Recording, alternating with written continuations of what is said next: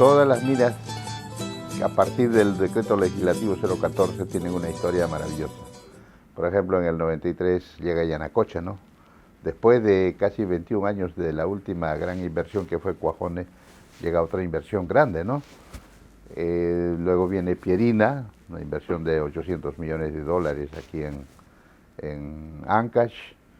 Luego viene Antamina. Antamina fue un hito importante en la historia minera del Perú. Por primera vez invertía 2.100 millones de dólares. Antamina, ¿no? Antamina era un descubrimiento de los cerros de Pasco, de allá de los 1950. ¿Cuántos años estuvo, ves? ¿No? Hoy día es una mina, la principal productora de cobre en el Perú, y de zinc también, ¿no? Entonces, cómo salió Antamina es toda una historia, ¿no? Fue un espaldarazo a la minería en el Perú. Luego viene la expansión de Cerro Verde, ¿no? De 5.400 millones. La expansión de Cerro Verde, entonces la Cerro Verde etapa 1, etapa sulfuros, después la segunda etapa de la expansión, hoy día en este momento es la mina más grande del mundo. Procesa alrededor de 400.000 toneladas por día de mineral en la planta, 400.000 toneladas. Claro que es un yacimiento de baja ley, ¿no? De su producción está en alrededor de 400.000 toneladas de cobre por año, ¿no? También otra historia es las Bambas. ¿Cómo se gestó Bambas? La Bambas llegó a ser una inversión de 10.000 millones de dólares. ¿Por qué tanto? Tiene historia, pues tiene razones, hay razones.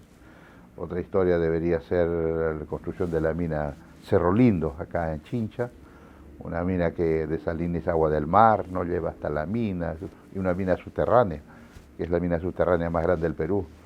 Su capacidad más o menos 25.000 toneladas, aunque creo que ahora está un poco menos, ¿no? Por día, ¿no? 25.000 toneladas por día de mineral y un depósito muy sui generis, que lo llaman los geólogos de yacimiento BMS. Y otro hito tremendo sería pues las minas de Antapacay, que eran la extintaya, pero que es otro tajo abierto. Hatbay, o sea, Constancia, una mina, diríamos, es grande también, pero comparando con otras grandes, sería una mediana, donde ahorita en este momento es la mina más eficiente del Perú, ¿no? Constancia en Chumbivilcas, en Cusco. Y así vamos a encontrar, ¿no? Lagunas Norte, me estaba olvidando, una mina, un minón de oro también, que fue encontrado en la Sierra de la Libertad, ¿no? Y ni qué hablar pues de las minas más pequeñas también, del grupo del Grido Castillo, la expansión de algunas minas subterráneas que ahora son más grandes que antes. Realmente hay mucha historia hoy la minería, con decirte pues que desde aquellas épocas de la antigua ley a esta, en el oro llegamos en un momento a casi a más de 210 toneladas, hoy estamos por los 90 toneladas, porque Yanacocha, que era el principal aportante, está en declive, ¿no? De sus reservas, y algunas minas subterráneas como Poderosa, que ha incrementado su producción, en este momento es el primer productor de oro. En el cobre ni que hablar, ¿no? El cobre, si eran 300.000, ahora el año pasado cerramos a 2.3, son más de 8 veces, ¿no? Y cuando cerramos hace alguna vez con 2.5, pues era como 9 veces, ¿no? Y en este momento también en dinero, en las exportaciones, el cobre, que en este momento representa casi un 35% de todas nuestras exportaciones. O sea, el cobre se ha vuelto prácticamente el metal que rige la salud económica financiera del país, del Perú y de todos los países productores. El cobre en este momento es el que se enfrenta al dólar. Sube el cobre, baja el dólar. Sube el dólar, baja el cobre.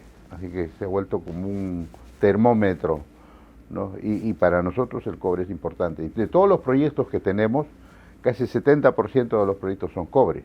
O sea, nuestra tendencia es ir en el futuro más a ser más productor de cobre, ¿no? Y el cobre está considerado como uno de los 4 metales verdes, así lo tipifica la minería mundial hoy día, porque se va a consumir mucho más cobre, 3 veces, 4 veces, 5 veces más cobre. Ahora no sé qué vaya a pasar en Chile, ¿no? Con el nuevo gobierno, pero solo con números. Ellos producen 5.8 o 5.9 millones de toneladas. Y nosotros 2.3, digamos, ¿no? ¿Cuánto es? 2.5 veces. Y eso nos hemos acercado, porque antes era 5-1. 5 veces producía Chile, ¿no? Después lo hemos acercado con las grandes minas 4-1, 3-1, estamos 2.5-1. Pronto con lo de Quellaveco y otras minas sí podríamos estar 2-1, o sea, la mitad, ¿no? Pero también, antes del gobierno, el año pasado Chile estableció su plan hasta el 2050, en que querían producir 9.5 millones de toneladas de cobre, invirtiendo 74.000 millones de dólares. Es un plan espectacular. Y nosotros lo sabemos. Y no tenemos ese plan de desarrollo de la minería en el Perú. No tenemos minería al 2030, minería al 2040. Quisiéramos tener minería al 2050. ¿Cómo vamos a hacer el 2050? No lo tenemos.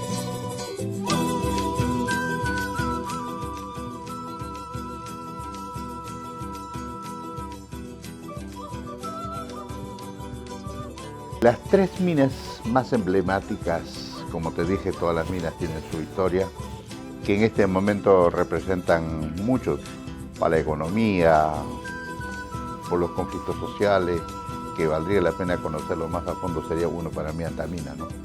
¿Y por qué Antamina? Porque Antamina nació para 21 años de vida, ¿no? Ya vamos a los 21 años, o sea, teóricamente ya debió haberse cerrado Antamina, ¿no?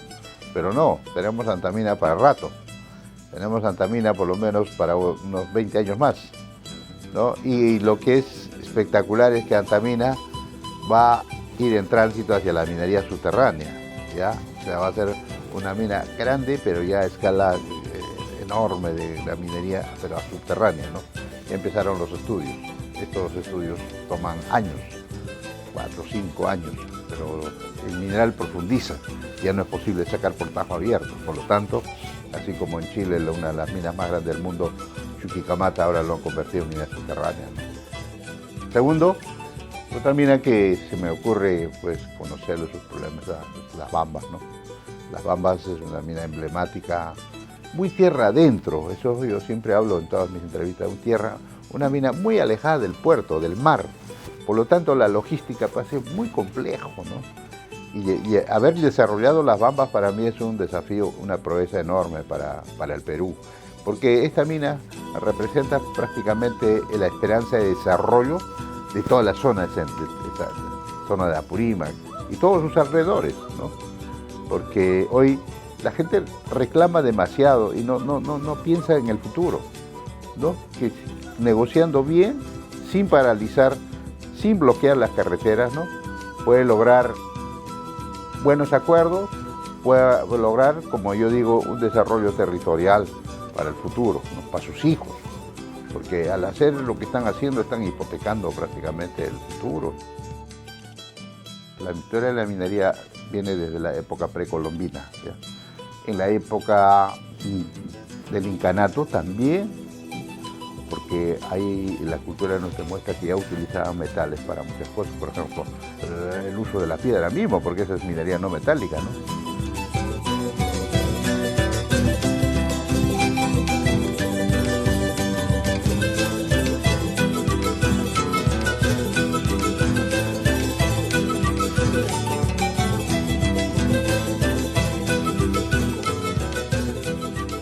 Luego llegamos a la colonia, donde sí, los españoles llegaron, casi peinaron todo el territorio, ¿no? Parece que en esa época los minerales estaban más expuestos en superficie, han explotado bastante porque mandaban inclusive la historia dice que la plata de todo lo que salía del centro del Perú salía por Argentina, y todo cruzaba Bolivia, y por eso Argentina viene de Argentum, es mineral de plata.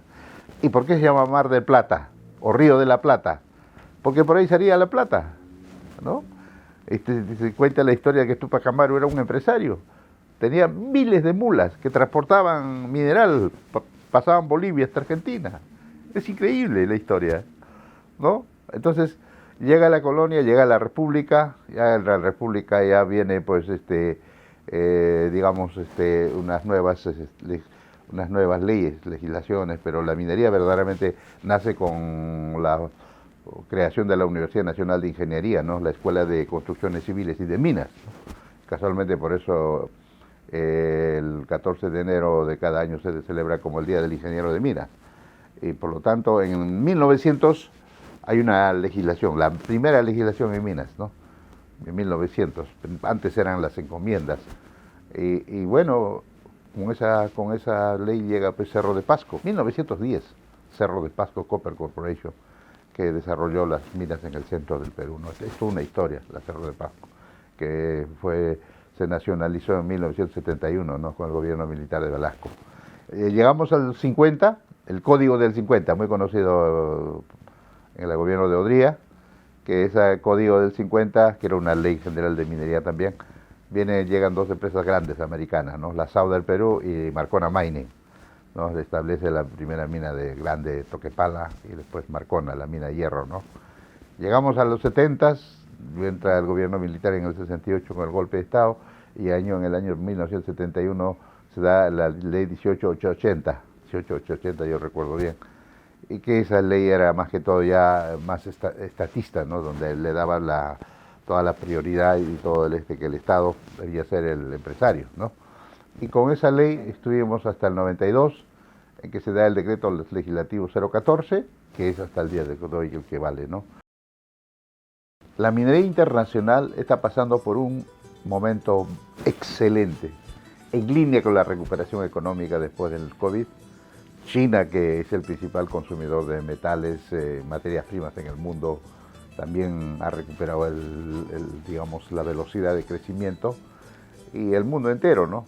Pero aquí estamos en un desastre interno, una discusión inútil, digamos, que gente que no entiende que si hoy le das más impulso a la minería, ganas más, tienes más plata, y aún así, con todo lo que ha pasado el año 2021, ha sido digamos, la minería ha sido un momento, ha aportado al país como nunca, ¿no?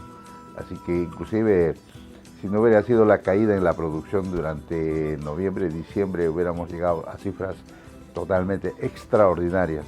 Quizás hubiéramos peinado los 40.000 millones de dólares en exportaciones. De repente, en el aporte al fisco, o sea, como ingresos fiscales, se proyectaba llegar a los 23.000 millones de soles, una cifra pero extraordinaria. Pero hoy estamos enfrentando dos desafíos fundamentales, mi querido amigo. Uno, el incremento de la conflictividad social, ¿no? No tanto en algunas minas por oposición a la minería, sino que quieren mucho más, ¿no? Una especie de chantaje, como el caso de La Bamba, en otras minas más. También el otro tema es el retraso enorme que están sufriendo los proyectos mineros en marcha, ¿no? Por ejemplo, hasta el momento no tenemos la cartera que cada año saca el Ministerio de los proyectos a ejecutar en este año y en los años siguientes. En estas últimas 2 décadas ha habido bastante ingreso por la minería. Estamos calculando de casi 140.000 millones de soles, ya de las 2 últimas décadas. Y ese dinero no ha sido bien utilizado. Ese dinero no ha servido para elevar la calidad de vida de las comunidades, de los pueblos altoandinos, aledaños a las minas. Siguen iguales, ¿no? Algunas cosas han mejorado, pero ese dinero realmente los gobiernos regionales, locales y el mismo gobierno nacional mediante sus ministerios no han utilizado eficientemente. Por lo tanto, los pueblos siguen reclamando. O sea, las comunidades siguen reclamando: oye, ¿cuándo me llega el aporte de la minería? A mí no me llega. Mira, sigo sin agua, sigo sin luz, sigo sin servicios básicos. Por lo tanto, quizás la minería no sirve, pues, ¿no? Entonces, el mal uso de estos recursos se ha traducido siempre en el descontento, ¿no? Que los pueblos reclaman con toda justicia, ¿no? Cuando les llega el desarrollo. Y obviamente eso se llama la falla del Estado, ¿no? El Estado ineficiente, y a la vez mucho dinero de eso se ha ido a la corrupción. Entonces, el Estado ineficiente y Estado corrupto. Y obviamente la gente ahora no solamente mira al Estado, ¿no? Al Estado no le dice nada, sino a la empresa minera. Y la empresa minera tiene que resolver el problema. No es así. La empresa minera es un aliado del desarrollo. Es un aliado extraordinario porque aporta. Pero ahora también hay que tener en cuenta que muchas empresas mineras, casi la mayoría, diría, ¿no? Casi todas, tienen sus programas de responsabilidad social, ¿no? Que trabajan con fondos concursables, con todo lo que significa mejorar la productividad en el agro, mejorar la ganadería y también en tratar de ayudar a cerrar brechas, fundamentalmente educación, salud, porque como sabrás, la pandemia nos encontró, pero en una situación calamitosa, ¿no? Parece que ya éramos país emergente, un país con problemas ya resueltos. Llega la pandemia y nos desnuda, ¿no? La precariedad de todo, ¿no? Postas de salud que se caían, no había oxígeno, acá no hay camas UCI, y realmente pues nos desnuda, ¿no? Entonces, caramba, hacer todo no era tanto como hablábamos, que ya habíamos avanzado, que ya el Perú estaba a puertas de entrar al primer mundo, algo así. No, especialmente salud, educación. Mira, educación es un tema pero sagrado, que ningún gobierno acierta en realidad qué educación queremos para nuestros niños, ¿no? Igual la educación superior también es todo un tema. Esto la SUNEDO mismo no es una solución para mejorar la calidad de la educación. Existe la voluntad, pero el manejo, ¿no? De quién supervisa a quién, o quién fiscaliza a quién, ¿no? Entonces, si los fiscalizadores no son adecuados, pues no hay mejora pues en la educación. Pero el tema, porque yo soy profesor universitario y digo, ¿cómo no quisiéramos tener una educación de calidad con estos los países desarrollados donde he estado mucho tiempo, tanto en los países de Europa, europeos, nórdicos, o países asiáticos, ¿no? Como mismo China hoy día, ¿no? Corea, Japón, que fue el pionero, digamos, del desarrollo ahí en el Asia, ¿no? Entonces, allí hay pues una obsesión por una educación de calidad. Y casualmente, esa es la clave para el desarrollo de una nación. Hay unos sendos estudios, hasta libros, en que se demuestran que países con ciudadanos de alta calificación, de alta educación, la posibilidad de que sea pobre esa nación no existe. Y hay una gradación en que países donde ya la gente no tiene educación, no tiene cultura, ya estos países están condenados al fracaso, ¿no? Serán pobres por siempre, ¿no? Entonces, es fácil entender de que cómo tenemos que nosotros inculcar y mejorar el sistema educativo, porque la educación es el arma fundamental del desarrollo de las naciones. No son las materias primas, no es el oro, el petróleo, el litio ahora, que un país puede ser rico en el futuro, sino la calidad de educación de sus ciudadanos, que así no tengan, se compra y se transforma y es un país rico. Son de países como ejemplos los tenemos Japón, Suiza, Suecia, mismo Estados Unidos, hoy día China, ¿no? Corea, todos los países, Australia hoy día, ¿no? Canadá.